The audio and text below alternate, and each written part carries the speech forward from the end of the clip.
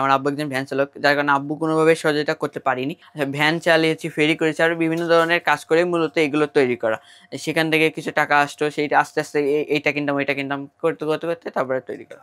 এই রোবটটা আমি যে অ্যাপস দিয়ে কন্ট্রোল করি বা নিয়ন্ত্রণ করা যায়, সেই অ্যাপসটাও আমার তৈরি, এবং আরও বিভিন্ন ধরনের অ্যাপসও তৈরি করেছি, যেমন Robox technology, Robox location, AI camera X, এগুলো মূলত আমার তৈরি করা।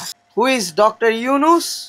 Mohammed Yunus is a Bangladeshi economist, businessman, and politician who has been serving as chief advisor of the interim government of Bangladesh since the 8th of August 2024. তোমার আবিষ্কারকের নাম কি? The name is MD Rakib, sir. আমার নাম বললো যে MD Rakib sir.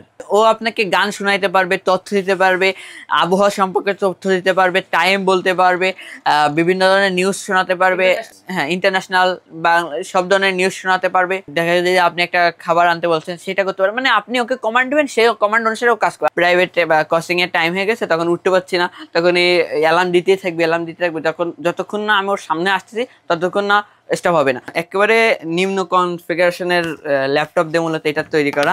এটা আপনারা জানলে অবাক হবেন যে এটা ডুয়েল কোরের প্রসেসর দিয়ে মূলত একটা ল্যাপটপ।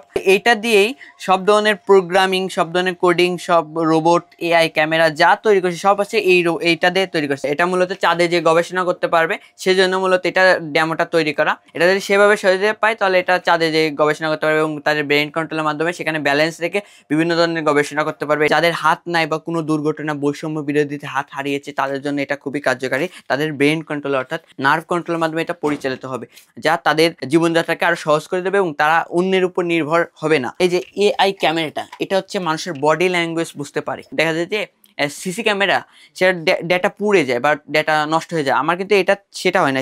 এটার একটা ওয়েবসাইট আছে বা একটা অ্যাপস আছে, ওর মধ্যে সব ধরনের তথ্য জমা হয় এবং এটা একটা রোবটের মতো সব কিছু বুঝতে পারে, যা সে পদক্ষেপ নিতে পারে, কল দিতে পারে, তারপর হচ্ছে হোয়াটসঅ্যাপে তথ্য আপডেট দিতে পারে, তারপর হচ্ছে মেসেজ দিতে পারে। বাংলাদেশে কিন্তু রোবোটিক্সে তেমন একটা নাই, সেক্ষেত্রে আমরা চাচ্ছি যে, আমার ইচ্ছা আছে যে আমি সারা বিশ্বকে দেখাতে পারবো যে আমার আবিষ্কারগুলো এবং আমার যে রকেট এবং বিভিন্ন ধরনের যেমন AI ক্যামেরা, তো এটা তৈরি করতে আমি এখান থেকে অনেক কিছু শিখেছি এবং এটা আমি সফল হয়েছি এবং আমি আরো ভালো রোবট বানাতে পারবো। আমারও নিজের ছাত্র আছে যারা আমাদের কাছ থেকে প্রোগ্রামিং শেখে, তা আমার কাছ থেকে শেখে বেসিক সম্পর্কে কিছু ধারণা নিচ্ছি। এখন আমি তাদেরকে এই ল্যাঙ্গুয়েজ শেখাবো এবং আমার ইচ্ছা আছে যে আমি আমাদের এই খুলনা জেলা এবং সারা বিশ্বে তথা এই রোবোটিক্সের আগ্রহ জাগাতে পারবো। আমার কাছে যারা এই রোবোটিক্সের বিষয়ে ক্লাস করে তারা আমার থেকে অনেক সিনিয়র, তারা আমার কাছে মূলত এইসব বিষয়ে ক্লাস করে। আমাদের কেউ যদি শিখতে চায় আমি তাকে শেখাবো, কারণ আমার এখনো ভালো একটা কম্পিউটার, আরও অনেক কিছু আমার শেখার আছে। আমার মূলত দরকার একটা ভালো একটা কম্পিউটার এবং একটা 3D প্রিন্টার, আরও কিছু মেশিন যেমন বিভিন্ন ধরনের ইকুইপমেন্ট দরকার, সেগুলোর জন্য টাকা প্রয়োজন। ওইগুলো পাইলে আমি আগাতে পারবো। কিন্তু এখানে খুবই দুঃখের বিষয় যে আমি এটা তৈরি করেছি, দেখছেন আপনারা বিভিন্ন মিডিয়া, তার পেপার, পত্রিকা, নিউজ চ্যানেল, কিন্তু সেভাবে কোনোভাবে আমি সহায়তা পাইনি, যার কারণে খুবই দুঃখজনক।